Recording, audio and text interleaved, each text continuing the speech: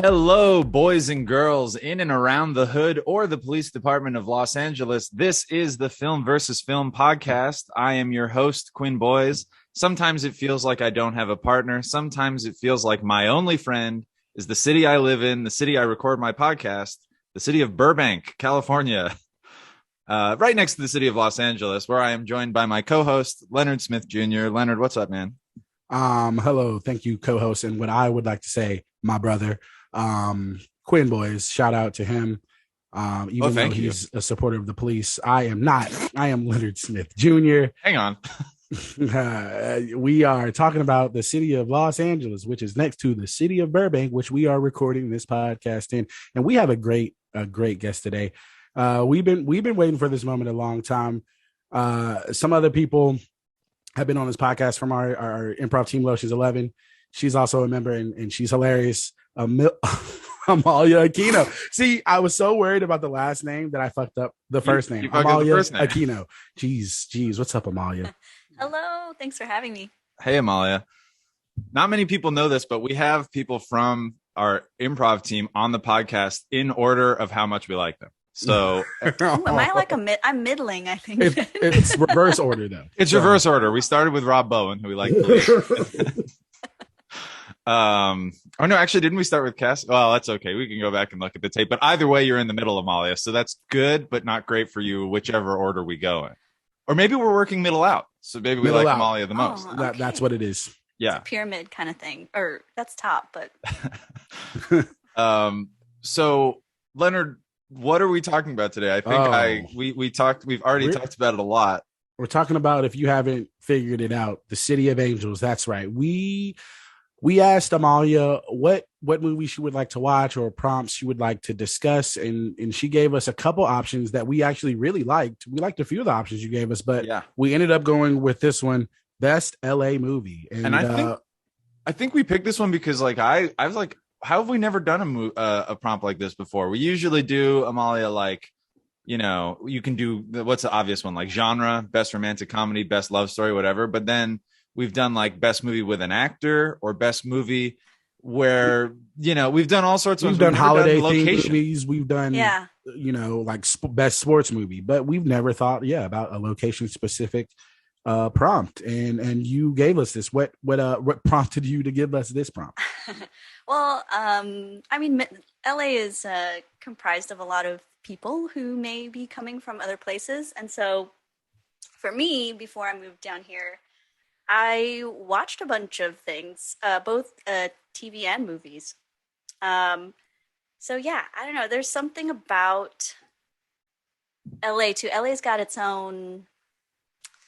There's the vibe to it. And, is it pretentious to say its own visual language? Because this is a film podcast, Molly, so we're gonna get into film, the language of film. But I think not to finish your thought for you, but I mean. Yeah, it's not like I think the city that everyone thinks about, like the most photographed city in movies, or even if it's not actually the city standing in for it, I always think New York. Like just so many things are set in New York or are supposed to be in New York, but like LA has its own, most things actually are filmed in LA. So it's interesting when LA kind of plays itself, so to speak. Right. It's so often doubling for somewhere else. It's interesting that you say that because, the state of Georgia started this whole initiative of getting more theaters and getting less people to vote.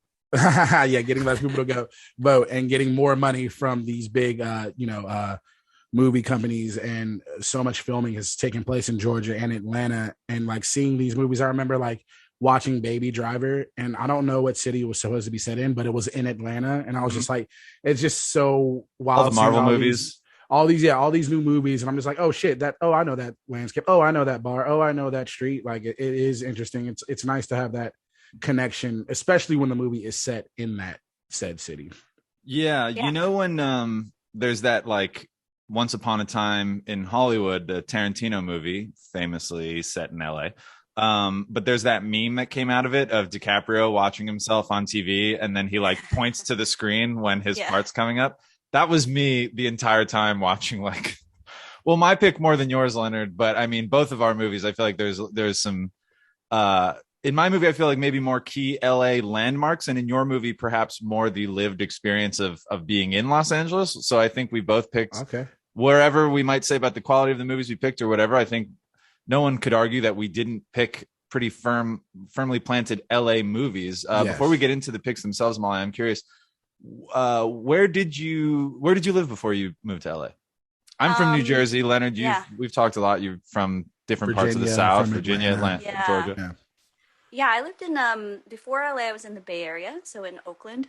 Okay. And then I did live for a time in Seattle as well for like 7 years. So yeah, I had that feel too for Seattle in some of those early like 90s kind of Gen X movies. Watching those as well, like we had the grunge period of popular. We had culture. a movie set in Seattle this season when Quinn chose The Ring. Oh, that's right. Yeah. I feel like Seattle is very, and maybe just the Pacific Northwest, like if it's Twin Peaks or if it's very beautiful, but very gray and cloudy and mysterious. That's the vibe from Seattle, or that area. Hearing you say you're from the Bay Area, if you would have chosen that as like a Bay Area specific movie, it would be a much shorter list. But I for sure would have chosen Sorry to Bother You. That instantly. Oh yes, I would have been the choice probably. That or Blind Spotting. Both very good movies that just came out recently that were set in Oakland. Just had to shout those movies out. Two of my faves. If you had to choose a movie for this prompt, Amalia, what would you choose? Did you have any movies in mind, or did you think there were any movies that we might have chosen? I'm surprised. I thought maybe one of you would choose Falling Down with Michael Douglas.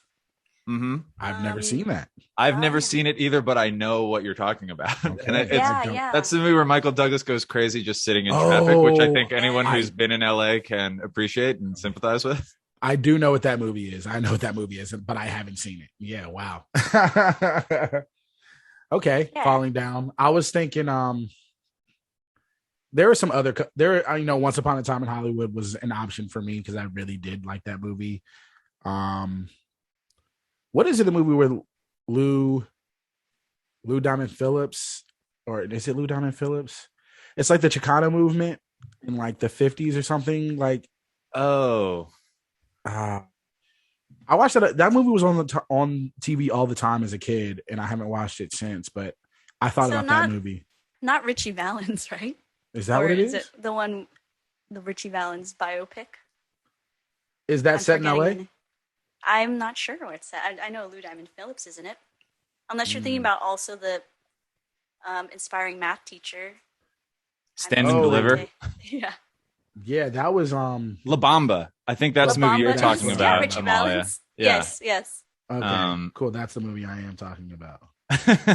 A classic LA movie, La Bamba, that Leonard brought up but did not know the name of. I'm trying to think of other movies I would have picked. I feel like I probably landed on the pick I would have chosen anyway, but it is with prompts that are this specific, or I guess specific in terms of like what we're looking for, but general in the sense of like so many movies have been made in LA. Very, not all of them are like about LA in the way that I feel that these two movies that we've chosen are. But I was like, this was one of those like, oh, I hope I didn't leave any stone unturned kind of picks. I hope I'm not going to like submit mine and then turn around and be like, oh, of course, this movie that I didn't even think about, What's funny is when we got this prompt, I instantly knew what movie I was choosing as well.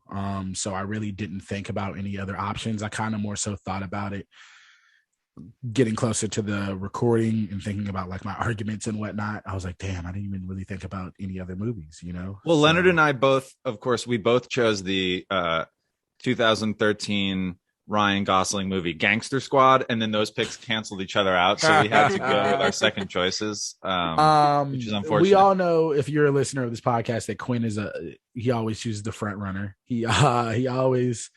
He might choose a film. I'm just a little salty right now because I'm salty at myself for not coming harder at Quinn this season because he is down 2 seasons and I haven't been coming, but now I'm coming hard for Quinn from now on for the rest of the season, listeners, just to let you know. And I'm not, I'm not going to let him just choose these front runners. I don't understand. You'll be very surprised by Quinn's pick when you hear. Quinn, you always choose something with like when the prompt is like literally in the title of your movie. Like it's in the title of your movie. That's just good. That's playing the game, Leonard. Yeah. You always overthink it. And we're coming off of a best musical episode, and I'm not gonna say who chose what. We're coming off a best musical movie episode, Amalia, and one of us chose Chicago, and the other of us chose Pitch Perfect. Now, if you had to see, Amalia's laughing already. If you had to say one of those was for sure a musical, and the other one is like kind of a karaoke jukebox movie, and then Leonard's getting upset at me for picking frontrunners, that's like if I chose Taxi Driver for this prompt and was like, well, Leonard always picks the frontrunners, but I picked it literally set in New York. I don't want to hear it from you, man. Okay, I should have chosen A Star Is Born. That was my mistake, and I was just mad that Quinn revealed during the episode, and I didn't come for him, that he had only seen Chicago one time. And I was like, oh, come on, man. And I felt confident revealing that because I picked a musical, but we're not here to talk about the past, Leonard. We're talking about these movies. Do you want How many times have you seen your movie? How many times have you seen your movie, Ken? Like 5 or 6 times. All right. What's your movie? You want me to go first? Yeah, you go first. Okay, great. So I picked the LA noir crime drama film from 1997, LA Confidential. This is a movie about corrupt LAPD cops in the 1950s. I guess they were doing it back then as well. Investigating a kind of a, in typical noir fashion, it's one case that turns out to link to a different case that winds up linking to a bigger conspiracy that implicates the whole system in which the detectives work. So we can go into like the specifics, but basically they're dealing with like a rich, shady character who runs a stable of prostitutes who have been plastic surgically altered to look like famous movie stars of the era. There's the striver for his the main character played by Guy Pearce is like a career cop. His dad was a high-ranking LAPD official, and he's trying to do things the right way. Then you have Russell Crowe, who's more of the like bad cop, thinks with his fists, kind of has a good heart, but is rough around the edges. And then you've got like it's all of the tropes of crime movies that they were making in that time in LA in the 1940s and 50s, which is a very interesting era for Hollywood and that kind of thing. And then noir films, which are usually known for being like dark images, usually black and white, dark alleyways, kind of like weird angles of shots and like long shadows and mysterious characters. There's something very interesting, and LA Confidential is not the first. I think the most famous version would be like Chinatown, which is also set in LA. But like it's that thing of like when you do those stories, which are usually kind of dark and mysterious and whatever, and then you just set them in the bright daylight and sunshine of Los Angeles, and everyone's got nice cars and they're driving around the city, which looks very clean on the surface, but then you find out it's kind of rotting underneath.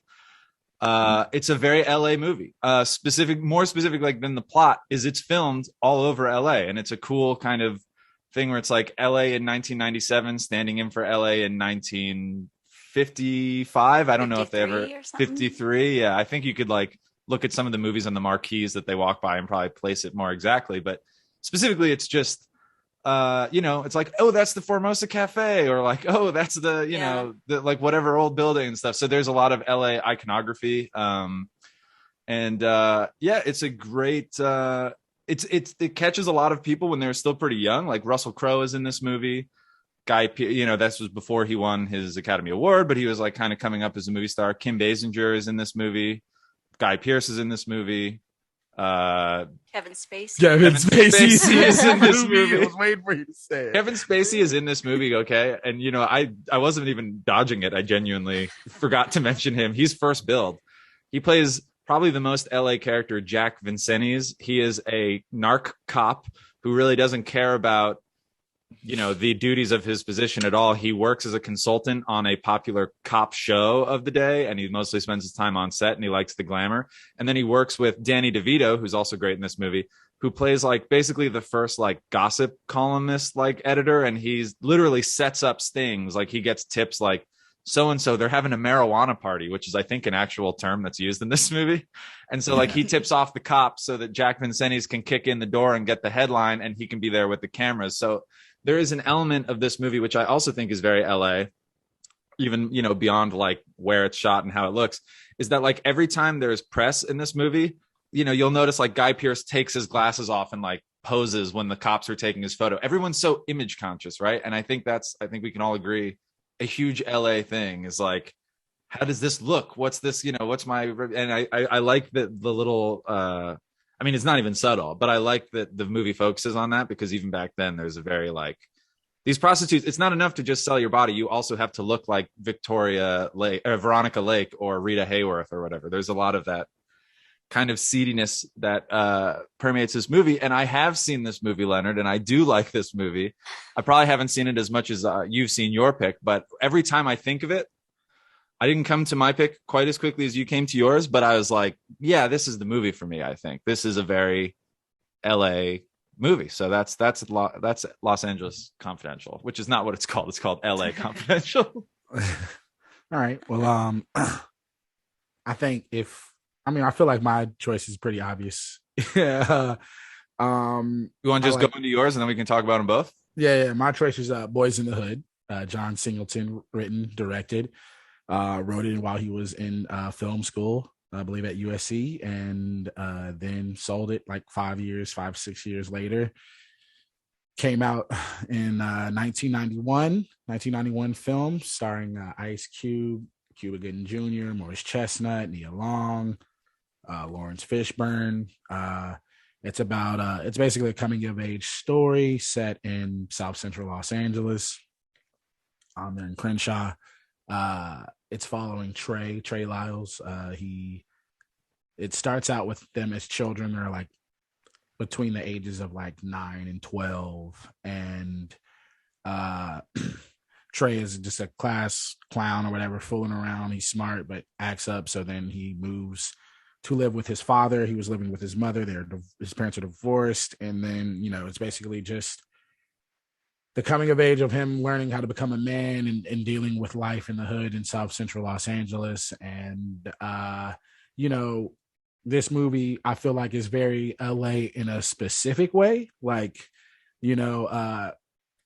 there aren't as many like epic like shots or like locations like in LA Confidential, but like at the end when Doughboy says like either they don't know or they don't show or they don't care about what's happening in the hood. So this is a story of what's happening in this specific quarter of LA, and the whole thing is LA. Like, it's just the look, the sounds, the soundtrack, helicopters. Yeah, it's just, if you weren't from America or like weren't in like, I don't know, like this was like your viewpoint of Los Angeles. Like this, I realized after watching this movie that I feel like this is probably one of the reasons why I hated LA as a kid. Like, and I just like never understood. I always just equated LA to like gang violence, and I just never understood people just killing each other over territory and shit as a kid. And I just like, I don't ever want to live there. LA is dumb and blah, blah, blah, blah. But obviously I love LA. I live here. It's a great city. It's LA, very influential and represents a certain part of LA, but yeah. That's just being from California primarily. When I moved out of state up to Seattle and stuff, I would say, I'm from California. LA is the California city. Yes. That's like the first, like, I don't know, thought that could pop into people's minds. Like, oh, you're from LA? It's like, and then I'd have a little chip on my shoulder. Like, no, no, I'm not from LA. But for sure, like both your picks too can like, they really represent different facets of this city. It's such a trip too, like the characters that we follow in Boyz in the Hood, how not that far away. It's like, I don't know, USC's, they talk about, when the characters are going there, and it's only like 5 miles away or whatever. It's like really a trip. Like, it's a big city, but also small. Like, there's little pockets of stuff happening. So there's also that moment that and I this is the part of the podcast where Leonard gives me a, like, I mean, forget black movies, like Boyz in the Hood is just a classic movie. But one that came out in 1991, so I did not see it. I was nowhere near. I was born in 1991. I was not like seeing Boyz in the Hood when it came out. But I remember going to my local AMC when I was a kid growing up. And on the hallway, when you walked down to whichever theater number you were seeing your movie in, they would have lining the hallway movie posters from like popular releases. Like they had a return of the Jedi poster from before the title was changed. So it's like Luke and Vader, like, you know, facing off on, but, and it said Revenge of the Jedi. Like it was like an early promotional poster that they had. So they had all these cool posters. And I remember for the longest time as a kid going to see whatever movie I was going to see. And there was this big Boyz in the Hood poster that they'd saved and put up in along the hallway. And it was just like Cuba and Ice Cube kind of like walking down that alleyway with, I think it's like Morris Chestnut in the car. Like I remember the poster just from like all the times, but I had never seen the movie probably until I was in college. And even then I only saw the back half. Like I joined someone watching the movie. So I saw like the last hour of this movie before I saw the full thing. And the problem, you know, that's not a great way to see the movie, because the problem is, especially a movie like this, is you're like, well, I know how it ends, so I'm not really eager to, you know, jump in and see the beginning, even though I was very into it and very engaged by it. So this is, as is usually the case, Leonard, the first time I've seen front to back a movie that you gave me, which is like a pretty big blind spot movie for me. That being said, I had no idea that they spent so much time on them as kids, on actual boys in the hood. Like and so like I was really into that. It's like the first 25, 30 minutes of the film. It's more than like, I thought when it started, I was like, this will be like a little preamble.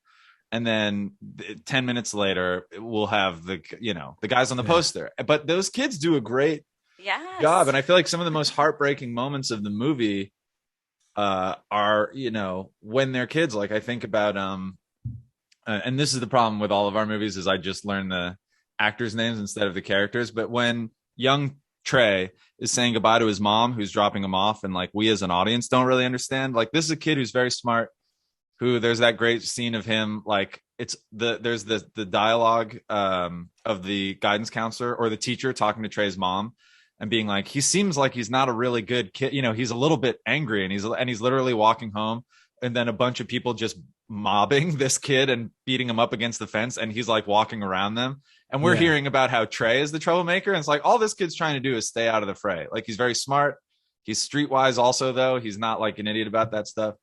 And so when she leaves him to live with his dad, and he like goes around to the car and says goodbye to her, and he's like, when are you picking me up? I was like, oh my God, this is like it's a very heartbreaking movie in like early points. And I feel like that's of course, like to see that for the first time after I felt like I had seen this movie like 10 years ago. It was quite the experience. But Amalia, had you ever seen this movie before? I assume, Leonard, you're going to say you've seen it 100 times, but yeah, I've seen it so many times. Well, I have a worse way to learn about, you know, this movie than you just seeing a movie poster. So I don't know, maybe it's worse. Around that time, there were a lot of films that came out, and then there was that parody film, Don't Be a Menace to South Central while drinking juice in the hood. And so I watched that, and then watching it for the show this week, Boyz in the Hood, I was like, is this the one? Like I was getting a lot of the different things crossed, like Menace to Society and the movies that this movie Juice, inspired. Like all of the like, oh, is this, like I was watching it with my boyfriend, I was like, is this the one where like he's in the house and there's helicopters outside and he has no choice, you know, like he's, you know, kind of trapped in there. My boyfriend's like, no. So yeah, it's kind of like when you're introduced to a song by the remix, like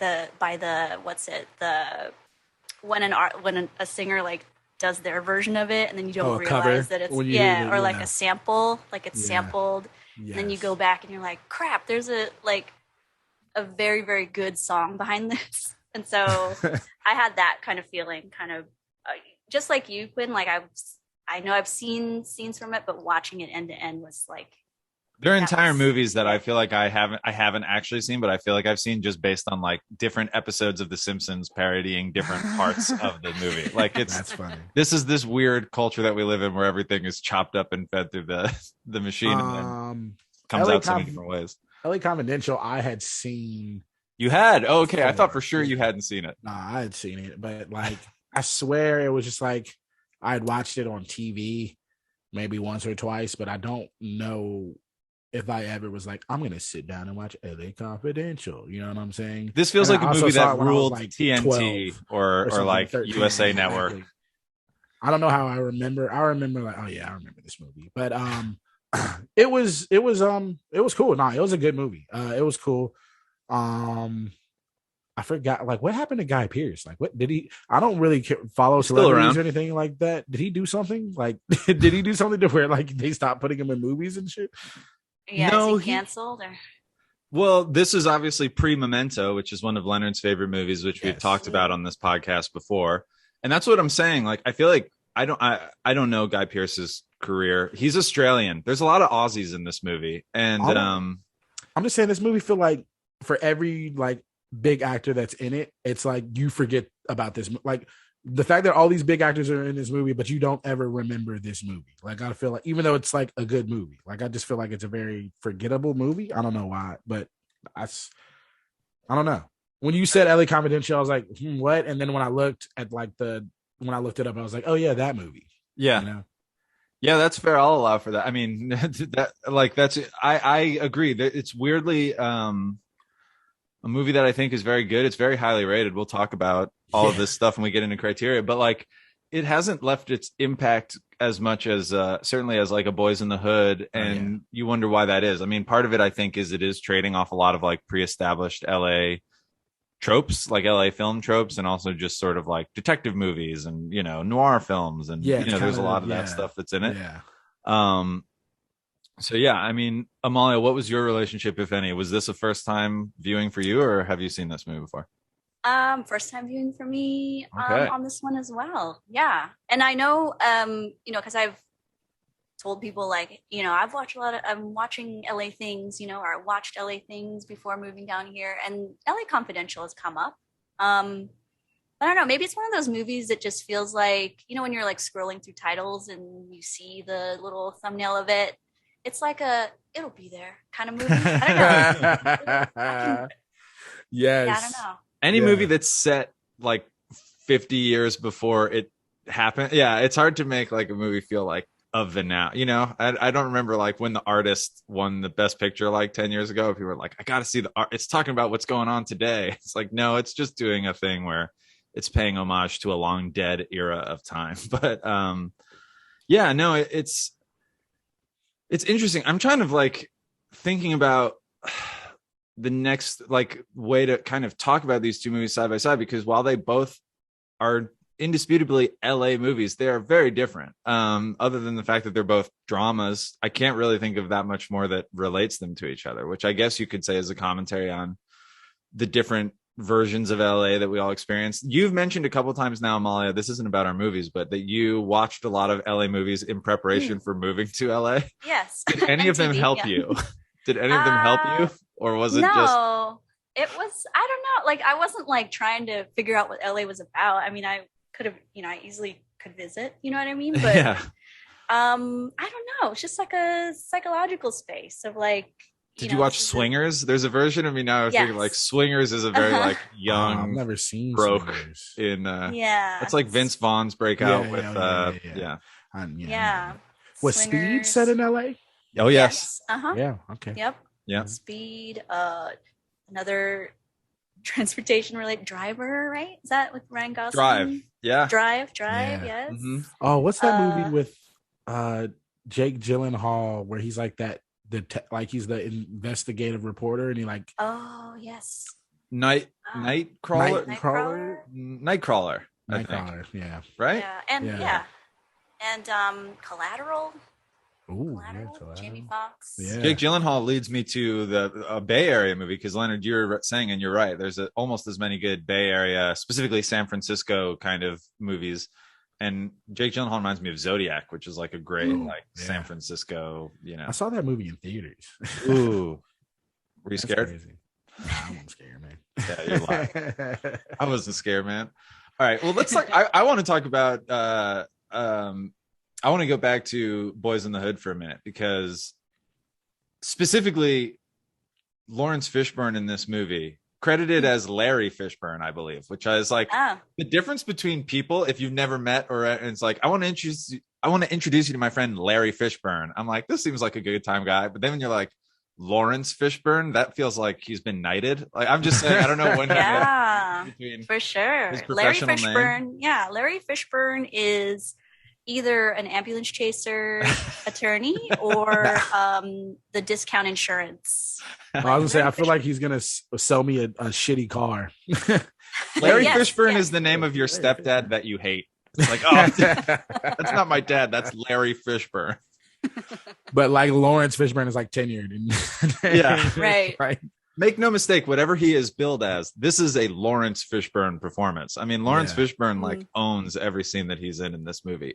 Also, it's wild to me that he was only 30 when this movie came out, because he looks, it's not that he looks old, he just seems wiser than, I'm 30 now. And that just doesn't go to my, like, I don't have, Lawrence Fishburne, he's playing older because he's got like at least the 17-year-old kid by the time that he is in most of this movie. But he just is, you can see where, like, and this is a very white perspective of when most people who like grew up in the suburbs like me were exposed to Lawrence Fishburne, but you can see like the seedlings of like his Morpheus performance and just that command, particularly that moment where he's kind of having the conversation with the young kind of, gangster types in the street. And then there's also like the old man who's lived in the neighborhood forever. And they all just sort of come and create an impromptu town hall for some reason. Like, I know, it was like, and go. And then like the old man comes walking. Yeah. Wait a minute. What are we talking about? That old man is from a show called Sanford and Son, with Red Fox. And but that wasn't Red Fox. No. He's from the show Sanford and Son. Okay. And he plays his best friend Grady, Whitman Mayo, who's credited as the old man. Yeah, so it was really cool to see him in that role too, because like my dad loved Sanford and Son, and I think this movie resonated with me so much because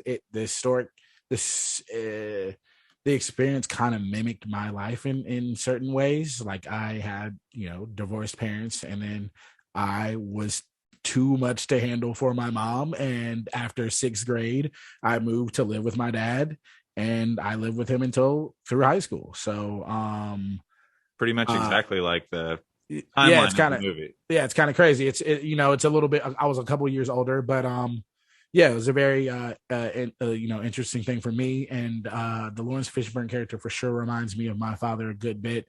Just like very stern, very just like set in his ways, and like hard work ethic, and just like not letting me bullshit.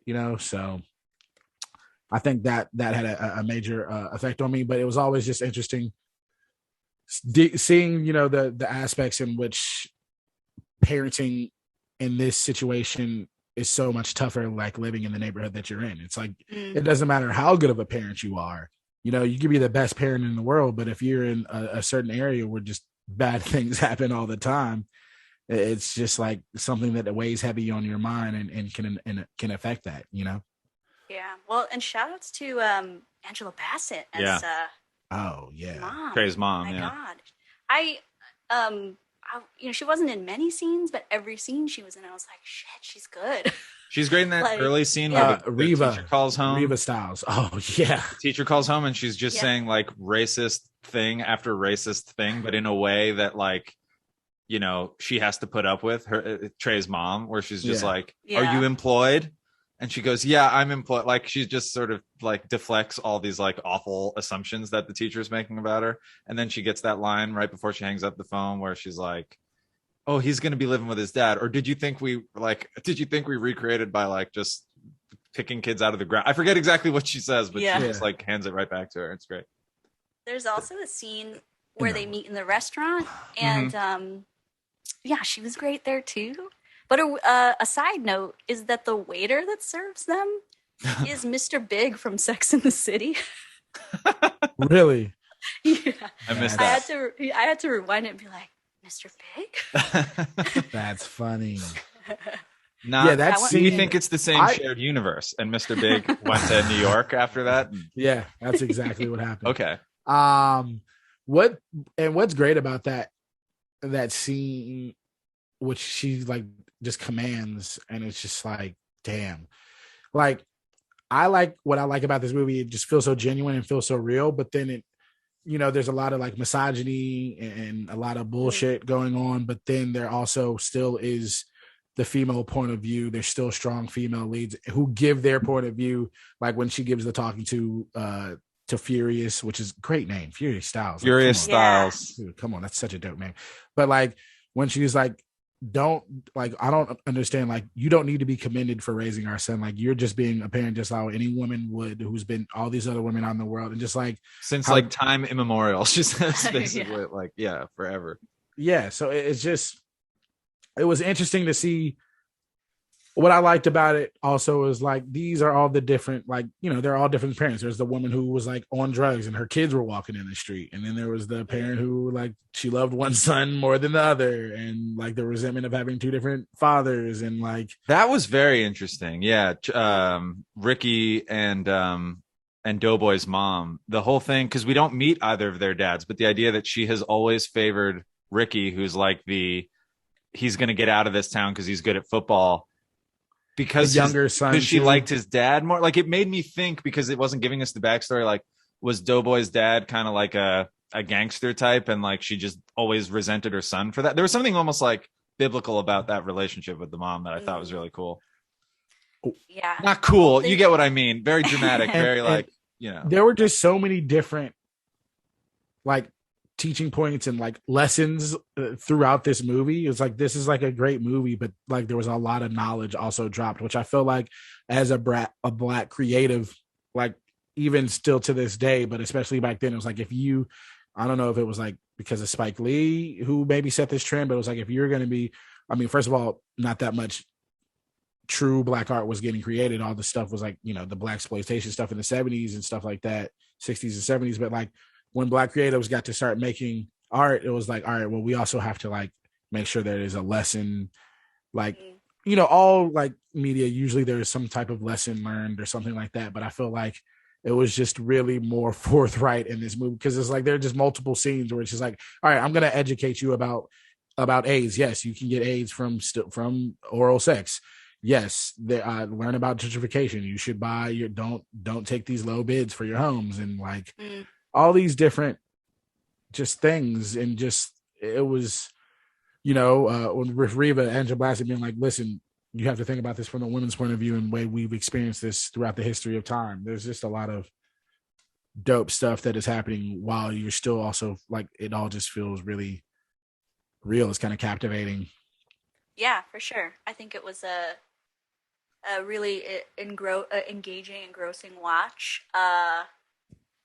And yeah, to your point about the sort of landscape back then, films really, if you had that sort of stage, you had to bring extra to it at the same time. I don't know, because who knows when your time will come around again to have a film that represents your community and stuff like that. So it did a good job of that for sure. It was a movie with so much to say about not just like South Central specifically, but the black experience in America. And also, like you're saying, Leonard, like that whole thing, like the conversations about what's the statistic that opens the movie, right? It's like 1 in every 26 black men will be murdered or something like that. And this was 1991 statistics. I don't know where it had, like, he was writing a movie about, I think, like, and I think also Cube sort of says it at the end, right before he says that line that you've already referenced, where he's like, I saw something on TV the other day about like third world countries, overseas. And like, that's what like they're showing on TV, but there's nothing about my brother who was gunned down yesterday. Like there's just this kind of like, America turns a blind eye to kind of what's going on in this part of this. And, the more with it characters like Furious, he understands that. And he's like, we got to like try to figure ourselves out. There's that great line, where he's like, you're too young to be worried about, or I'm too old to be worried about violence against another black man, or something like someone like tries to step to him and he just like totally disarms him with what he says. I wish I had written it down, but it's just a very interesting, complex tapestry of things he's trying to say, while also being like a really well shot movie. Like it feels at times like kind of, it's a very specific story set in a very specific time, but it also feels kind of like, it says like it's South Central LA. This ain't no fairy tale, but there is a little bit of like that kind of like dark, like realistic fairy tale kind of way that it's shot. Like I guess what I'm saying is John Singleton is like a major talent announcing himself with this movie, and he'd not written or directed anything before this that wasn't a student film. Do the Right Thing had come out 2 years prior. I don't think this movie could exist if Do the Right Thing hadn't come around before it, but it was really like the landscape of the time for like black filmmakers was like Spike Lee and who? Yeah. And then John Singleton comes around, so it's like it was like an awakening through other media. It was like the rap scene. This movie was inspired after John Singleton heard Boys in the Hood by NWA and Ice Cube. So and every scene seems to be scored by a different like classic hip hop song of the time too, which is cool. Yeah, and it's all usually California, mainly LA rappers, and I think like a couple like Too Short was a couple songs and stuff. So Easy E, I think it was like, but Easy E's from LA. So shout out also to Regina King, who has maybe 2 scenes in this movie. She is, first of all, she looks exactly the same, and second, she's like phenomenal. She's so funny, but also feels like a very real character, and she mostly has her scenes just chewing out Ice Cube, which is great. Funny enough, I watched like the first 40 minutes of LA Confidential and then stopped and then watched The Harder They Fall with like my roommates and my cousin, and she was so goddamn good in that movie. It is crazy. Have y'all seen it yet? No, not yet. Oh man, y'all gotta watch The Harder They Fall. It's so goddamn amazing. Does it take place in LA? It does not. Okay. It's in the Wild West in like the late 1800s, early 1900s, Redwood. But no, it was just crazy. It was just interesting to watch her in that last night, and then I watched Boys in the Hood again today, this morning, and seeing her, and she looked goddamn the same. I was just like, holy shit, crazy. Like, man, geez, her genes are great. Her genes are great, and she's a great actress. There were a lot of great actors and actress in your film. A lot of great actors and actress singular. I think that's correct because there's really only Kim Basinger, but I just want to make sure that's how you phrased it. Yep, that's how I phrased it. Okay, great. I felt like the first little bit of the movie was a little slow for me, but then it picked up once like it's all started to tie together. Full disclosure, Amalia, I'm going to put you on the spot here. Leonard texted me last night and he said, I'm quoting you, Leonard. Oh yeah. This is a text. Bruh, you got to stop picking these goddamn 3-hour long movies. Ha ha. Which made me feel really bad. Similar runtimes. Yeah, which made me feel really bad. So I looked it up. This movie is 2 hours and 18 minutes. That's not a 3-hour movie, Leonard. With credits, that's 2 hours and 10. Okay, well, I watched this on Pluto TV. So did I. But I'm responsible for commercials. Yeah, with commercials. That's great that we all watch it. Pluto, give us some money. Shout out Pluto TV. Shout out Pluto TV. But the runtime on Pluto TV, which made me think, was 2:42. Okay. So with the ads, it was 2 hours and 42 minutes. So that's why when I was seeing it at the bottom, I was like, just another goddamn 3 hours. No, this movie was a well-made movie. It's a great story, great case. It's based on a James Ellroy novel. Sorry, just to try, who is a kind of a famous like LA crime fiction writer. He was born in Los Angeles, so I think that adds a little extra layer to it as well. But sorry, keep going. So both writers of our screen, or at least the screenplay is someone else wrote the screenplay, but it was based off a novel written by an LA novelist. James Ellroy, yeah. Okay, cool. John Singleton's from LA. R.I.P. John Singleton. Did you guys know? And this, I feel died like in 2019. Died in 2019. I forgot. I remembered that, but I forgot until I knew when it happened, and I was bummed about it. But then you forget about things like that. I know, and it's just like, damn it, man, that sucks. There's like so much more work you could have. Anyways, life to live. R.I.P. No, it was this story was super interesting. I had seen this movie before, but then I still forgot that it was Dudley. You know what I'm saying? That right. That because it had been so long since I had seen it. And man, Dudley was goddamn ruthless, boy. Like man was killing everybody.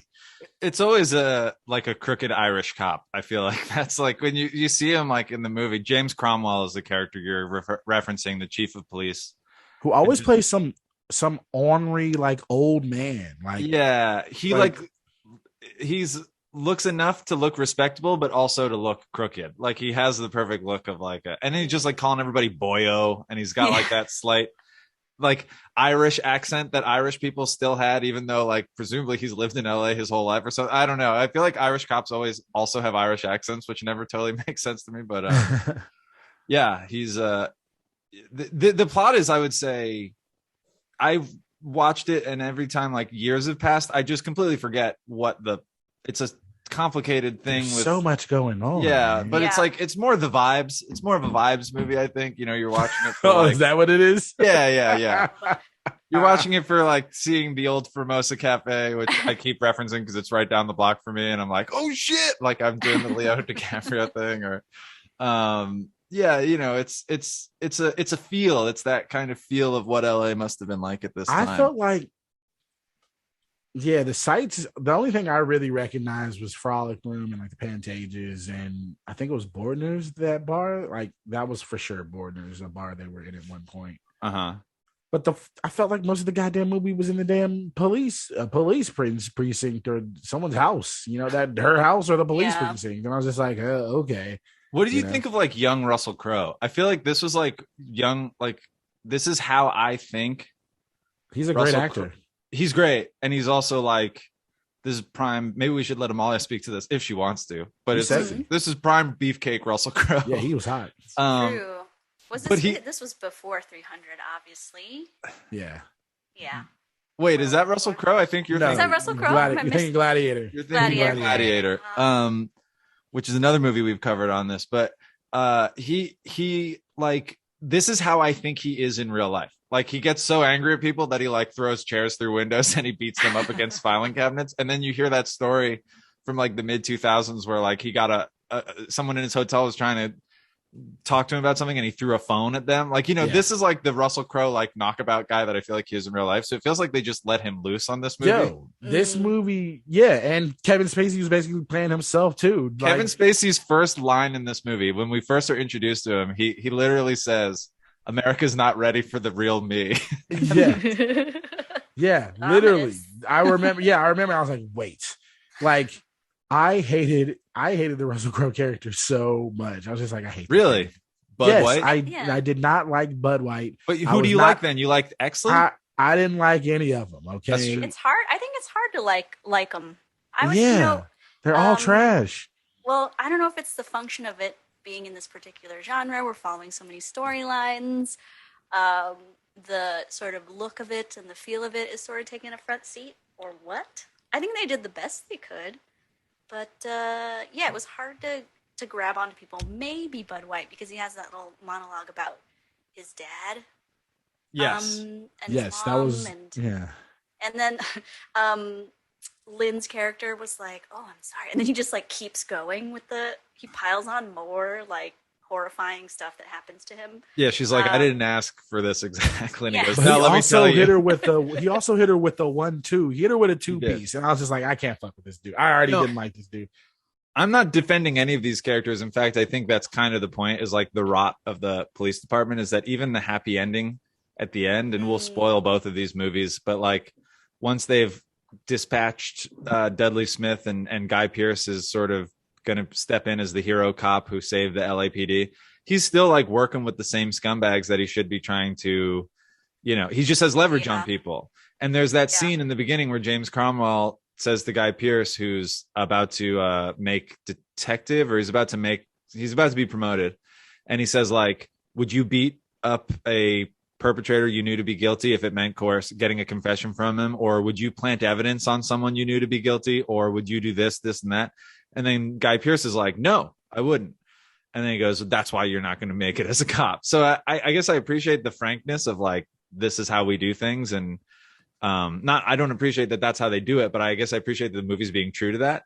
But at the same time, Guy Pearce winds up being just as sort of slimy as the other guys. Like, even though he's kind of trying to do the right thing, there's that scene where he goes to Lynn's house Right. towards the end of the movie, and he has sex with her because he's got some weird obsession with Bud White, and like, Yeah, that was a little out of left field. really little weird. bit. Yeah, that was not I think the only necessary at character all. that I genuinely liked this movie, and he's also a scumbag piece of shit, was Danny DeVito. I just liked his little LA. It's like his little narrations and stuff.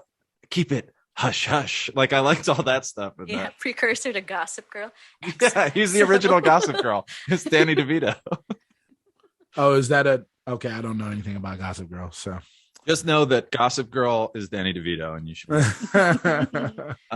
No, but I do think this is a character. There's a movie without characters that you really like, and the one that you're maybe supposed to like the most is Bud White, because they give him this backstory of like he doesn't like seeing women get beat up, and it's like that is not enough to make you noble. That should be a bare line. That should be a bare minimum thing. And then he punches Lynn. He punches Kim Basinger at the end of the movie. Two-piece. Hits her with a two-piece, right. man. Yeah. So not a lot of 5-star Cool. guys. But I will say this though, the writing like was good. Like the case was a good case, and like how that was all interesting. And I was like, okay, this makes sense. And then when you learn at the end, you're like, oh, now I see why Dudley was acting the way he was in the first scene when they're asking who's gonna snitch, and then he's like, Bud White's my guy. He's not gonna. He's my new lackey. My whole, you know what I'm saying. To tie into the LA part of this movie, like the prompt too, is like Mickey Cohen is the kind of the Al Capone of LA that was like arrested, and his removal as the top gangster in the city leaves a power vacuum, which the LAPD basically steps in to fill. And I liked that kind of, this is I guess you'd call it historical fiction, but I like that they're kind of tying into like real stars of the era with like that kind of the character Pierce Patchett, who has like high class call girls who look like movie stars. There's a very kind of gross kind of thing to that, and there's that funny scene where they're questioning who I believe was an actual gangster, Johnny Stompanato in the bar, and he's like talking to the girl that he's with, and he goes, a whore that's been cut to look like Lana Turner is still a whore. And then she like throws a drink at him, and goes like, no, that's actually Lana Turner that he's with. Like there's like kind of fun, like, oh, the stars of yesteryear. But it's not a cheery movie. It's sort of just, if you like, that kind of slice of time of LA that they're showing. Well, I mean, my movie was also not a cheery movie. So yeah, and we've talked about Kevin Spacey, but like I think maybe better to hit it now. Cuba is I don't know if you've done a quick Wikipedia on Cuba recently, but Cuba is in Spacey territory or near it. It's not the best. It was a little bit weird watching him in this like movie. women and stuff like that on set. I think he's got like 30 different cases against him right now pending, or some weird, Yeah. Not good for Cuba. We're not going to come out to the bottom and talk about any of it. I guess we'd just say like once we get to does these hold up? We got a few people in here that which I feel like we're kind of getting to that territory now. But let's just talk about Cuba first, because I do think, was this his first movie? Because Cuba kind of would go on to kind of own the 90s. Like, well, I feel like both of these will fall under pop culture. I mean, yeah, we'll start with pop culture, and this is our criteria. I feel like this we're gonna go we're gonna get you through it. First is we talk about pop culture and just sort of like what impressions these movies leave today, or how popular they were at the time, if we can remember. And so, yeah, sorry, Leonard, take it.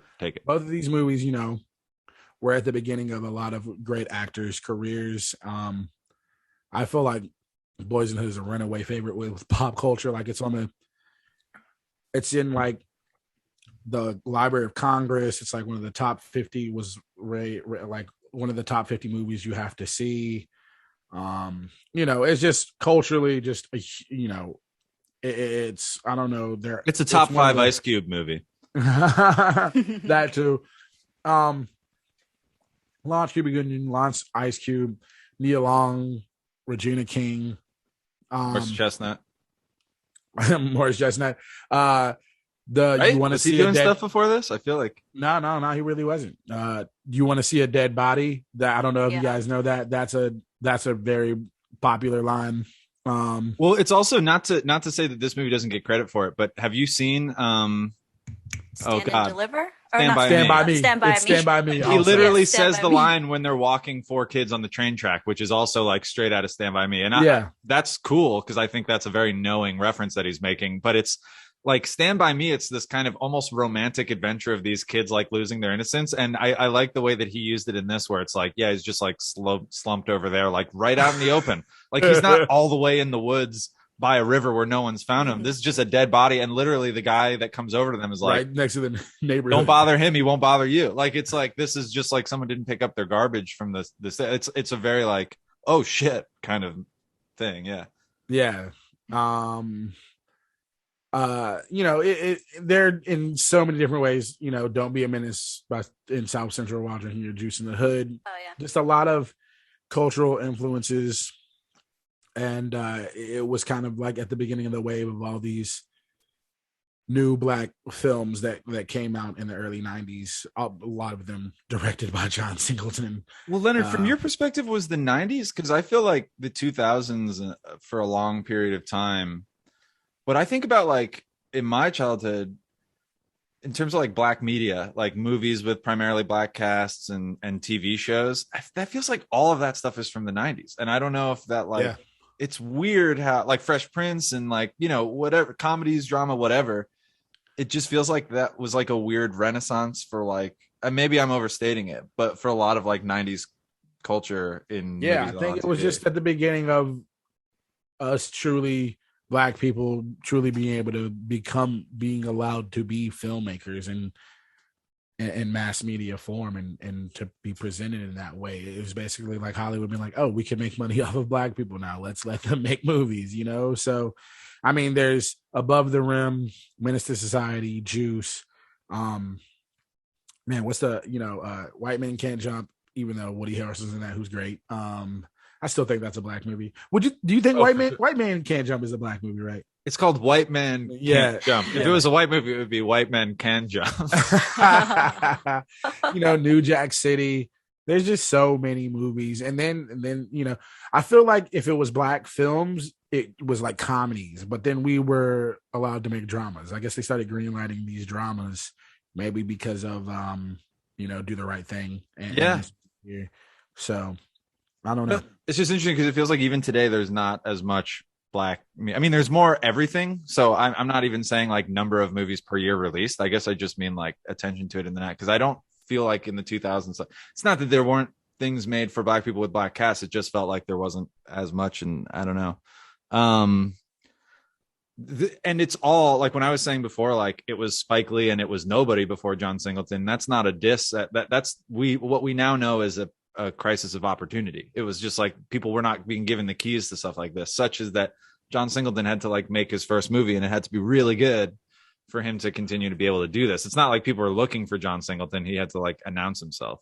I mean, and shout out like Eddie Murphy too, like of course Coming to America and Harlem Nights. These movies also helped that situation as well. LA Confidential, I don't know what pop culture influence. Well, I wasn't done with Boyz in the Hood. I was going to say that line that Ice Cube says is also like a big either they don't know that, what is it? They don't know, won't show, or don't care about what goes on in the hood, right? That's who we all wanted to hear say that line, me. But I think also just like, and I know this is his, Ice Cube existed before this movie and stuff, but I just feel like him with the Raiders hat or like him with the Detroit hat in this movie is itself, and the Jerry curl. Yeah, that's super iconic in the zeitgeist, like also meme heavy, like GIF heavy. And this is what I think of when the dude I with the think of shotgun. The dude with the shotgun is like really big in like NBA Twitter and like a lot of meme worlds. That's like a pretty. He's credited movie. The dude with the shotgun in this movie is credited as Knucklehead number 2. Whoa. They are some knuckleheads. Amalia, is there anything that we are like that's jumping out to you as like a thing that, having watched this, like that you're like, oh, this is from this? I guess you've already mentioned that it kind of blended with other things you'd seen referenced in parodies. Yeah. I mean, I think this one though was more. It very much felt like a play. I don't know, especially with that scene with Lawrence Fishburne, kind of educating everybody and just had that feel to it. Maybe that's why it kind of contributed to like what you're saying earlier, like a little, there's some kind of aura about it. Mm-hmm. I will say too, though, like around that time, there was probably more of an amplification with like the music that was coming out at that time. So it was very much movie and music kind of taking off at the same time. Well, obviously with Ice Cube in there. So yeah, it feels very much of that time frame. It feels like of its time in a way that doesn't drag it down, and more like, oh, they capitalized of being in its time and in the moment. Like, you know, not in a way that's embarrassing, like everyone's wearing this thing, which looks lame now. Like it feels authentically of its time. It feels very authentic. And it also started the wave of like rapper actor. I don't know if it was... Are we happy about that or not? I don't know. Although the director of my film, LA Confidential, went on to direct 8 Mile. So yeah, he's very happy about that. I'm sure he made a lot of money on that. I agree with you, Leonard. I'm like struggling to think of like what the pop cultural imprint of LA Confidential is, if anything. I mean, other Gossip than Girl. Gossip Girl. As a kid, I remember like on like movie message boards and stuff, like Rollo Tomasi, which is the name that Guy Pearce gives to the guy that shot his dad, even though no one ever identified him, and it's just a standby alias for like anyone who gets away with a crime. And I like the way they use it in the movie, and I like how it immediately lets him know that the captain... Did you not pick up on that, or you're... No, I picked up on it in a different way. I thought it meant that he like put 2 and 2 together, and he probably had something to do with Exley's father's death. No, because I think the guy who killed his father was like, it was so long ago, but it's a stand-in for like, because when he talks to him, and then when Vincennes dies, it's the last thing he says to Dudley, because he knows that Dudley is going to be like, who? And he's going to maybe mention it. And the only thing that would trigger for Exley when he heard it is like, oh, he must have been the guy to kill Kevin Spacey. Well, why else would he know that name? But yeah. That's two things about that. Oh, one, please. How old were you when you were on movie internet forums? And too young. Probably like 13, 14, posting on IMDb, trying to find out what the new Batman movie was going to be good. That was me. Did you make any buds? Like hi, this is my IMDb buddy. No, I made no real friends, but there were definitely people that's like, oh, I know this guy. He posts a lot on the Casino Royale message board. Which is your IMD buddy? My IMD buds? Yeah, no. That's very cute. That's when funny. The day that IMDb shut down the message boards, because I think there was just not by me, but I think there was just like, it was just rife with harassment of anyone that posted anything. They'd just get all manner of slurs and word like, so the IMDb was like, we don't want to be responsible for this. So they shut down their message boards, and I like stop using it. Basically, I use it for this podcast to find out who's in what movie, but that was like my homepage for a while. Oh, what? I'd find out new movie news. That's funny. I'm not embarrassed. Both of these movies are a little older, so it's going to be interesting on how well do they hold up, because like if you've learned in anything in the history of time, when you give more people time and you learn about people, you find out that people are trash. I like when Leonard gets into talking about the history of time. That's when we know it's gonna... I mean, since the history of time, people have been trash since the beginning of time. So. Yeah, we and also like we like to joke around and have fun on this podcast. The things that Kevin Spacey and separately Cuba Gooding Jr. have been accused of doing are horrific and not really worth getting into. We're not the experts to be talking about it. I guess just to say that beyond the personal career kind of things that have not held up, there's a lot of like, I mean, you know what? I don't know where you stand on it, Leonard. Like I forgot how much the softer of the two N words is used in this movie. In my movie, LA Confidential, it's like Guy Pearce says it a lot. Yeah. And that's mostly just like probably era correct. Like that's what they would say referring to black males back then or something, but it's still sort of like grates against the ears a little bit. I don't know. I personally am never upset at when the genuineness of like the jargon and the language of the time, if that's how they spoke and if they were racist back then, I don't want you to water it down for me. Right. It would have been weirder if he was making- saying African Americans. It's like nobody in Yeah. 1950, no 1950s cop is probably. Like if I'm watching some like show set, something said in the 1950s on CBS or something, I'm not going to expect that. But if I'm watching some drama that's supposed to be true to the time, then I have no issue with it. If you're like there, obviously, if you're doing it just to be doing it, you know, some people have the arguments with Tarantino and shit like that. Then you know, that's a different thing. But yeah, so that didn't upset me, even though it also was a thing in Boys in the Hood. It kind of still. It's so funny because I listen to hip hop and rap music, but just the way he was just so with the bitches and the shit Poochies? like that, and the and like that was also a little uncomfortable. It was kind of weird, but it was weird that not that it was weird. It was weird that I was like, man, I don't know if I don't know. I feel this. I don't know if I felt this way before watching this film because it's been a long time since I've watched it, but I've seen it so many times. And I did feel like maybe forgot about that part, but it's just like that. That's how Doughboy would have talked if he was in 1991 back then. So, and possibly how Ice Cube did talk. But I mean, I don't know. But yeah, no, I mean, going back to LA Confidential for a moment, there's a bit in the middle of the film where they're looking for the perpetrators of this Night Owl, which is like a nighttime cafe shooting, and of course, LAPD finds 3 black males who are wanted for a different crime, and they just like find their stick up weapons and they plant them at the scene so that they can say, oh, it's these 3 guys, because they're, what we learn later, trying to cover up their own crime. And that feels very like the LAPD framing black men for crimes to just because they know no one's going to look into it, and it's not gonna, that feels actually in a thing. I don't want to say it held up well, but I think you get what I'm saying. Like that feels very kind of like, you know, it pissed me off, but I was like, yeah, no, I get it. Both of these picks are very, to borrow from The Wire, the game is the game, in terms of how the police are behaving. I think both ways.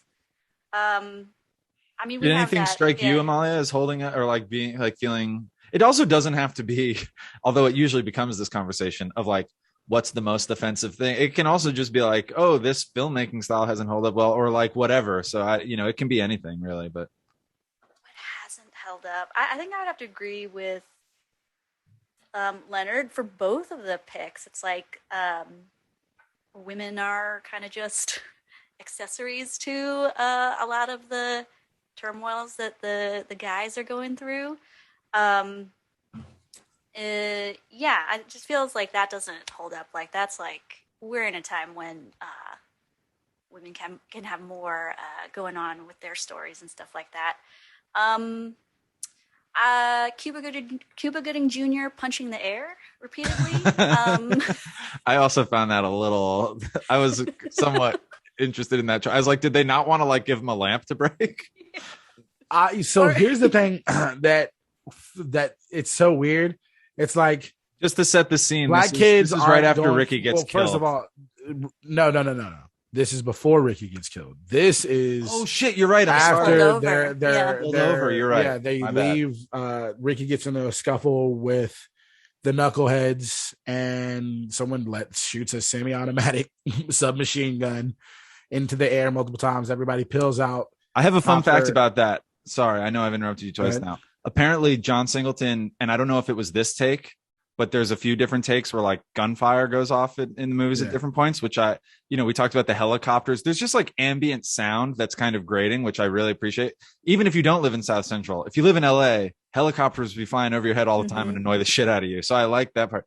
But he would apparently, one of the tactics he employed, and I assume it must have been for this scene, is they're all hanging out in the street, like kind of hanging out around cars. There's just a bunch of people kind of out gathering. And then the director would let off the effect. Like they knew perhaps that it was going to happen, but he wouldn't tell them when. And he'd just let off like the machine gun fire sound. So everyone ducking and dodging and like trying to get out of the way was apparently authentic because he did not tell them. Nice. Okay, and then 3, 2, 1, machine gun fire. Like he literally just had it, and he just let it off at random times. Wow. Whoever the stunt person was it Ricky running away from that gunfire? I don't know if you noticed, but like inches away from getting run over by a I don't know about inches, maybe like 10 inches, 12 inches away from a car, like actually Oh, geez. legs. I don't know. But when you say that, it's like, oh, the reaction was It's a probably little really cinema real. verite kind of tactics employed. But Leonard, I'm sorry, you were talking about the he'd just been So pulled over. it's already the worriment of like, damn, they're shooting. Let's get out of here. My heart's racing. Then he gets pulled over by the same black cop that we meet earlier in the movie when Yeah. he's a younger boy, 7 years earlier. And this guy gives a little soliloquy about why he hates black people, and not really why, just that he hates black people, and has a gun at his throat and his face the entire time. And, you know, in this position, he can't do anything. Drives back, and he comes back to his girlfriend Bree's house, and is very upset. And it is kind of comical, and it's been made fun of many times. Also, another big pop cultural thing, this scene where he's just like punching the air and he's like upset. But if you are a black person in your black home, especially not his home or anybody's home, you're not breaking any of your parents' furniture. You're not breaking anything in the goddamn house. You just got to be mad at the air. There's nothing you can really be mad about. So, I mean, that scene, it felt genuine. It's kind of hard. It's like, it's weird because you're like, damn, like you really feel for him, but also it's kind of like, which is kind of like how Nia Long, who plays Brie in the scene, is just like, it just like goes and like hugs him, and it's just like, it's a interesting scene. Punching air does kind of work as its own metaphor. What did you think about that, by the way, Leonard? Because I was watching it, like, it's an interesting choice that we see two cops, but the only cop that really gets any screen time is Officer Coffey, who's played by Jesse Lawrence Ferguson, who's a black cop who seems to hate black people as much as or more than like white members of the LAPD. And I thought that was interesting from John Singleton. I think it was just John Singleton trying to show every aspect of blackness. You know what I'm saying? Because there was like all different type of black people in this movie, and it's just like we are all different types of people. Don't you know, boil us all down to one specific stereotype. You know, so. Yeah, and that cop was more aligned with like white supremacy and just kind of showing that there are a lot of black people who hate being black and don't like black people. That is a thing, you know? So. Yeah. And I do feel like it's an interesting choice, like, cause there aren't really, unless I guess the closest would be Trey's teacher when he's 10. Like there aren't really any white characters in this movie. So I do feel like it almost, because even though I'm like, oh, wouldn't it make sense for this racist cop to be a white character? It's almost like, no, this is more like pretty much a completely black film. And like, so even the racist cop is like someone who's just been, he's bought into this system that will never really value him anyway. And now he's like racist against his own kind. Like he's almost, I'm not going to say he's worse than a racist white cop, but it's like, it's a weirder, twisted version of it, you know? Some people would say worse. That's fine. That's fine. Not for me to say. Let's move on. We've talked about I also just want to talk about one thing that we haven't talked about. I love how Ricky's always eating. That's it. Ricky's always eating. Are we sure Morris Chestnut is a good actor in this movie? I didn't like him in this movie. Well, see, that's the thing. But it was the character who he was playing, some dumb jock. It's true. So it was kind of weird. I kind of see what you're saying. But as far as how well it holds up, I mean, I watched this earlier today with my two male roommates next to me watching it. One of them who had never seen it, and I cried. You know, at the end, like that part it still felt that last scene, the scene when Ricky gets shot and murdered. That shit felt too real. You know, it was just it was some great acting. Maybe because Morris Chestnut had to just play dead and he didn't act. Yeah, I'm not getting on him for that scene. It's like more like the scenes where like he's gotta like but you're right. He's playing a character who's kind of dumb. He's just really talented and you know, like his whole thing is that he's like he just needs to hit 700 on the SAT, and we find out tragically after he's been killed is that he hit 710, which means he would have gone to was it SC to play instead football? Of going to the army. Instead of going into the army. But there's like those scenes where he's like getting ready to take the SAT and he's like looking around. It's tough. It's tough to play dumb convincingly without looking like you might just be dumb. And I don't think Morris Chestnut is dumb. I just was like, I'm not sure if I bought the acting, but I get it. But you know who's always giving great performances, Leonard, and he's always comes correct and he's always giving his A game, throwing his fastball? is the subject of our third criteria. Was Luis Guzman in either of these movies? Amalia, this is the most important thing we do. We take popular, famous character actor Luis Guzman and we try to find him in either of our picks. He was sadly not in either one of these. He was not. Again, we went 0 for Guzman on this one. He was not I think if you picked Speed, maybe I think he was in that. Was he on the bus? Speed? Was he? He had to be on the bus. Luis Guzman is an LA. I feel like he is an LA kind of character actor. I feel like he's always showing up in movies set in LA. If he's not in either one of our movies, which he hasn't been yet, we try to figure out where would he be? Where would Luis Guzman be in either one of these movies? Oh. I don't think he fits very well in either one of these movies. I feel like maybe he could be the USC representative, maybe. Okay. That was an interesting scene where he like goes into the house and it's like this. We talked about the black cop that hates black people. This is like the educated, not from South Central black character that we meet, one of the few. And that whole thing where he like arrives on the lawn and he looks up and the helicopter's overhead. And then like all of Doughboy's friends are like hanging out being like, can you get me into college? Oh, wait a minute. I'm sorry. Sorry, Luis Guzman. Can we talk about Doughboy's buddy with the pacifier? Like what? Dookie? Explain that to me, Leonard. I plead total ignorance to this. Is that like a joke or is that like a style? Were people doing that at the time? Explain. That was a thing. People were rocking pacifiers, man. That's what happens. How could you rock a pacifier and anyone could think you're hard? Like, how would that ever? That makes you extra hard. Oh, it's not related to like rave culture or nothing. Or? No. Because you have a pacifier, like that means like I'm such a badass that I can have First of all, that character didn't seem like the ultimate badass. But second, that he could have a pacifier and no one fuck with it. Like no one even comments on it, except for maybe the first time someone says like, "I'll give you something to suck on." But like, it's like, what is going on? So that was the thing. Yeah, that was the thing. You're lying to me because this was the one person in this movie. And now I'm going to go around being like, oh, yeah, back in the 90s, everyone used to have pacifiers. Not everyone, but some people would do it, man. I think Amalia might be onto something. It feels like a drug thing, like an oral fixation, like a cigarette. Yeah, it's for sure something. Oral fixation where he needs something in his mouth. You know, some people have the big stick in their mouth. Or what if he just was wearing an adult diaper with no pants? That's the same. That would be very different. No, it's the same idea. No, that's very different. Amalia, thoughts on this trend? Does it hold up? I mean, it's not happening right now, but maybe it's one of those things where like it's about how you rock it. You know, is it going to come back around? There's something that's happening right now that is just as wild as that. I don't think so, and I know there's a lot happening right things. now that 17-year-old and 18-year-olds are doing right now. That is just as wild as that. What is that? I don't know. I'm too old for that shit. I'm just saying. There's you know, when you're young, you do dumb shit. Right. Okay, back to Luis Guzman, I guess. But I just had to bring that up.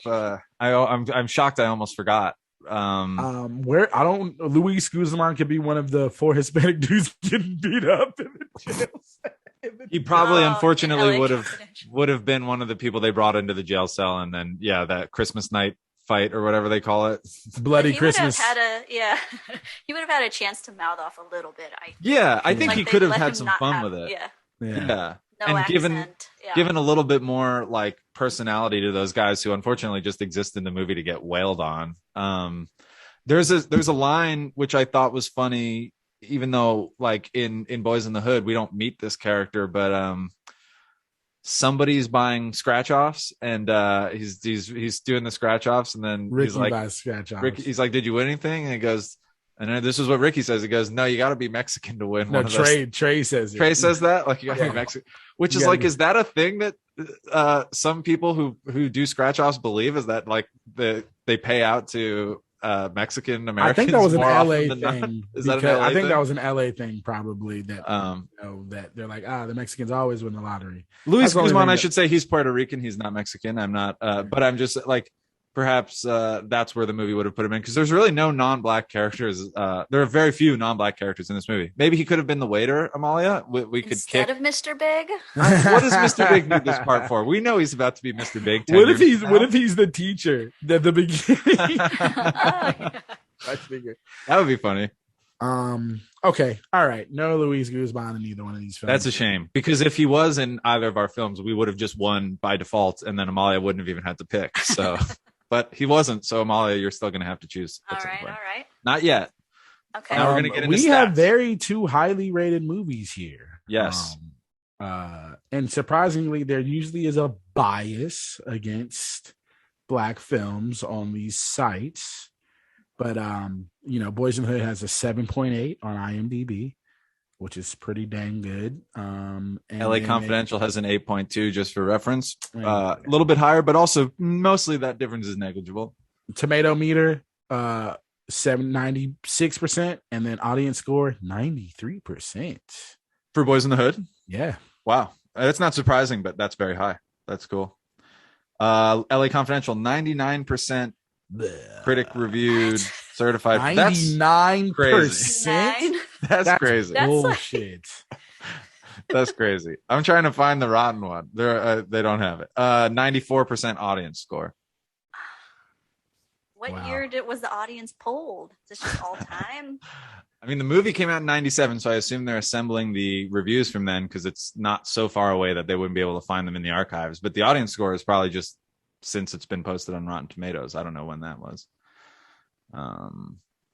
That's pretty wild to me. Any movie having 99% is like, I think that speaks to what you're saying, Leonard, which is like, this is a critically hailed movie across the board that everyone just like praised and then moved along to some, other movies exactly that maybe don't stick in the consciousness as much. That's box office. Do you have box office numbers? Yeah, it was it made 50. The budget was 6.5 million and it made 57.5 million, and that's just in North America. It probably wasn't released internationally. So, but it has probably made a ton of money on video and DVD since then. And that return on a $6.5 million investment in a student. Well, he wasn't a student anymore, but like his only resume to that point, really, right? I mean, did John Singleton do commercials and stuff? But this was his first feature. I think he. I don't know if he did commercials, but I guess my point is just like to make this movie so cheap and then make a big box office return for 1991, and then also be like a cultural landmark of a movie that seems to me like a huge success, and the types of risks that studios don't really take anymore. So it's cool to see those movies succeed. Well, this movie was in AFI's 100 Years, 100 Movies list. It was in Channel 4's one of the top 50 films to see. John Singleton was the first Black man to be nominated for Academy Award for Best Director, Best Screenplay for this movie. So that was dope. Wow. But yeah, damn. I mean, I'm surprised that this honestly has a 96%. I mean, it's a great movie, so I'm not mad at it. Usually, the Black films get shitted on, but also very surprised by the 99% from LA Confidential. What was the budget? And we've talked about before, Leonard, is like white critics will not take Black films seriously when it comes to reviewing them unless Black people are really going through the shit. Primarily, I think the stereotype is like slavery movies. But like, I feel like nothing will get a white critic to hand over that 5-star review, or just being like, "Oh man, it's tough living in the South Central." And so, I also feel like you didn't want to be that one white critic who was like, "Nah, this movie wasn't."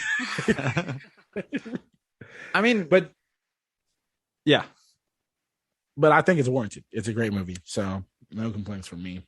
Time magazine ranked LA Confidential the best film of 1997. It was made for $35 million. The Game came out in 1997, so that's wrong. Time magazine, undeterred. It was made for $35 million. It made $126 million worldwide, but it only made $60 million in the US, and so it made the rest of its money elsewhere. It's kind of interesting. It made about as much as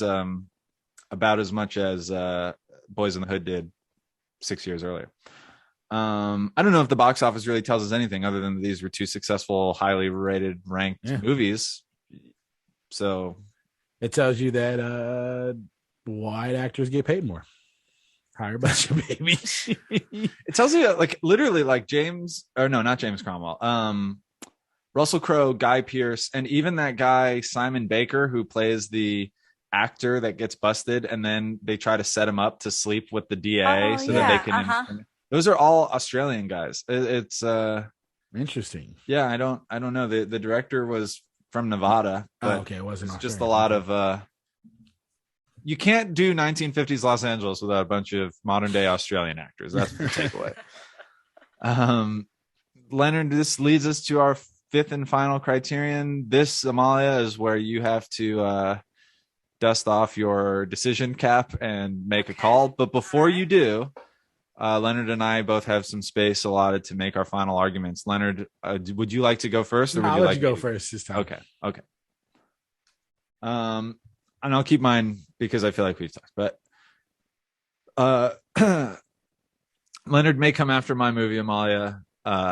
That's okay. I expect as much. He typically does. I'm not going to go after his. I think Boys in the Hood is it's a good film and an important film, and it's a very LA movie. I think a lot of the things that you think about LA, like even the way that it's shot, I notice like John Singleton has a lot of those cool shots at kind of like golden hour or that point in LA where like the sky gets a little like orange hued and stuff. And there's like shots of like low angle on Cuba as he's talking, and you got like palm trees in the background and stuff. Like, even though he is shooting what is at times kind of like a violent, not great to be growing up here place, he finds the beauty in like even those like back alley shots of LA and stuff like that. So I'm just gonna consider that defense against you, Leonard. The reason that I think that my movie is slightly more LA is because in addition to all of that kind of the landscape things, whatever you want to talk, the Hollywood sign, the hills, the suburban spots, all that, like Lynn Bracken's home where Kim Basinger lives. Like we've all seen those kind of like one story kind of architecture homes that just exist like off Santa Monica or wherever. I feel like it's just seeped in like LA feeling. Like it's that whole idea of the glamour of Hollywood with the kind of ugly reality of Hollywood where they meet. I feel like that's kind of what this movie is about. So I feel like you see it in the landscape, but you also see it in the performances and the way that the movie is kind of laid out. There's that line where they threaten to kill the DA, and he's like, what does it matter if a couple, hookers get killed or whatever? There's a whole busload of them coming into town next. Like, I feel like it kind of captures the ethos of LA, and that kind of everything is glamorous and sexy and movie stars and all this stuff, but actually it's just a bunch of scumbags who are really worried about their self-image, and they're really worried about, while also hitting a lot of key landmarks where if you live in LA, if you were thinking of moving to LA, say from Seattle or the Bay Area, and you watch this movie, you'd kind of see a lot of these like prominent spots that make up the city, much in the same way that if you are shooting a movie in New York, you can't not have that scene where you're like walking through you're crossing the street and the yellow taxis are like it feels like the city. So I'll just say straight up, I really enjoy LA Confidential. I think it's correctly rated, but I can't argue, and I think Leonard got onto it quickly, that it is not like the most relevant movie for today. I think it kind of lives where it was made in 1997, and it's a fun curio to stumble upon. I don't think it's as important as Boys in the Hood. I don't necessarily think it's as good as Boys in the Hood. I was really taken with watching that for the first time all the way through. So I cede those arguments to you up top, Leonard. I just think my movie is a very like, this is a movie that could not have been filmed in Atlanta. This is a movie that could not have been filmed in New York. This is a movie that could not have been filmed anywhere else really than Los Angeles, California. I think you mentioned, Leonard, even though Boys in the Hood is very, very much South Central, it's also about the Black experience, and the Black experience happens, unfortunately, in a lot of other places. And I think parts of that movie, they kind of are transmutable. You could do that movie in different places. That's my argument. All right. Quinn was punting there for a second, but then he gave me the last little jab there at the end. And I think you're false about that. The only reason why LA Confidential would have to be shot in LA is because it's called LA Confidential. If it was called New York Confidential, you could do this movie in New York. If it was called Chicago Confidential, you could do it in Chicago. Detectives in a major city trying to solve a murder case. That's not tied to LA in any way. So this story could take place in New York. It could take place in Chicago, or some rich elite white dude doing illegal things. So this LA Confidential movie, I feel like could take place in any place, but obviously it takes place in Hollywood with the underbelly of Hollywood and whatnot. I feel like for every 100 LA confidentials, there's one Boys in the Hood, So this story, the little, seedy underbelly of Hollywood and the glamour of Hollywood and the shots, there's so many movies to choose from. And like I said earlier, which Quinn brought up, this movie is very forgettable. So I don't think LA is not a forgettable city. This movie is. And Boys in the Hood, it is a very distinct, small, unique part of LA, but it is very influential to this day. Everything about it, like you said, the shots with the palm trees in the back, the helicopters over top, everything about this feels like LA. And with LA Confidential, I honestly didn't get that feeling because it was set in the 50s and it wasn't the same LA experience, maybe because of the setting and the style of movie that it was. So I just felt like going throughout the movie, I was like, there's no way Quinn is being in this movie. This movie doesn't feel very LA. Yes, I'm hearing Boyle Heights. Yes, I'm hearing a body in Echo Park. I see the oil drills, but like my movie, you're seeing palm trees, you're seeing strips, you're seeing 6-4s, you're at the beach.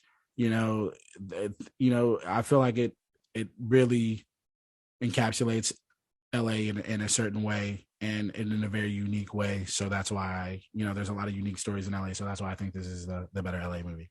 When did they go to the beach? I'm not even arguing when he asked him, what are the 3 rules I always teach you?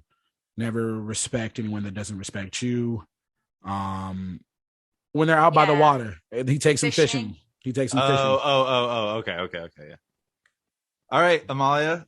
Oh, both very, very good arguments.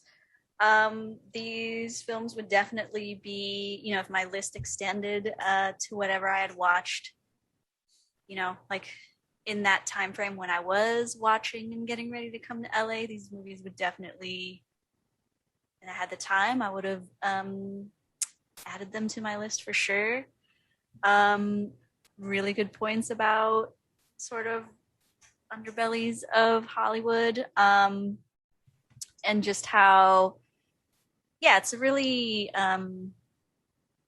great movie to kind of like look at in general. Lots of sights. But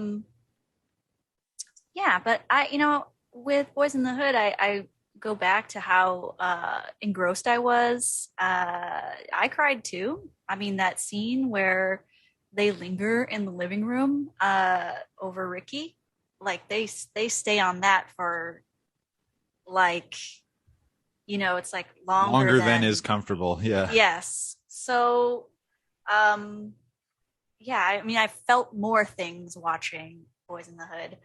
And I think I agree with the sort of cultural ripple effects that it's had over time and looking back. And all of both films like launched really, launched careers and things like that.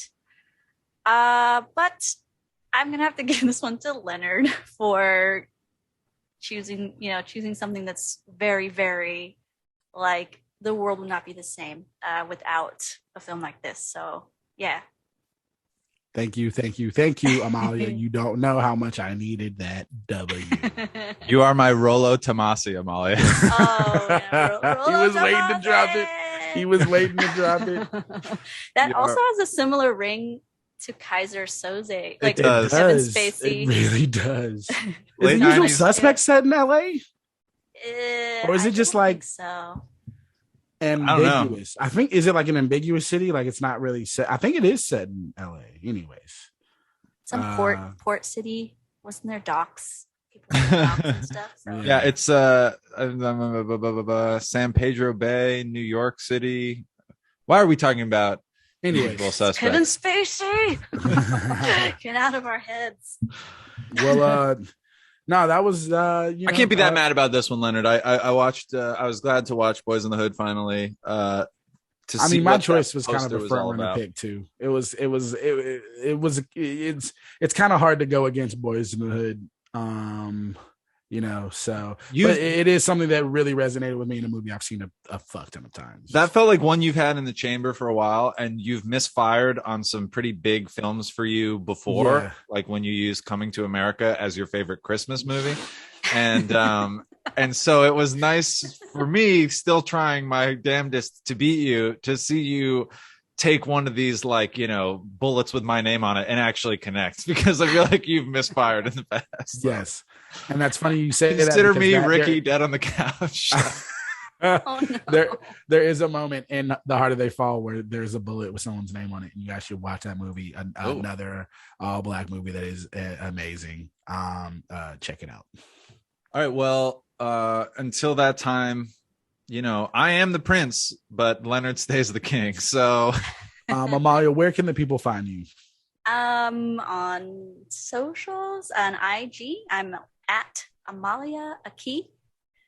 And then I'm rarely on Twitter, but I'm also on there. I'm at Amalia with, I think, an additional 2 A's. And then you can find all 3 of us at Lotions11 on IG.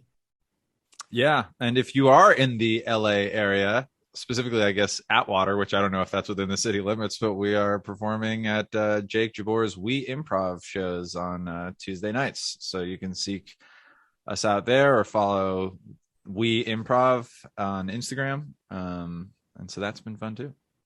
Amalia, thank you for coming on this show. I've got a bad track record of Lotions 11 members picking my movie, but I'm undeterred. I feel like I'm 1 in 3, and I think Cassie picked my movie, but we had to like drag it out of her because she was trying to pick no movie. And I was like, that's not how this works.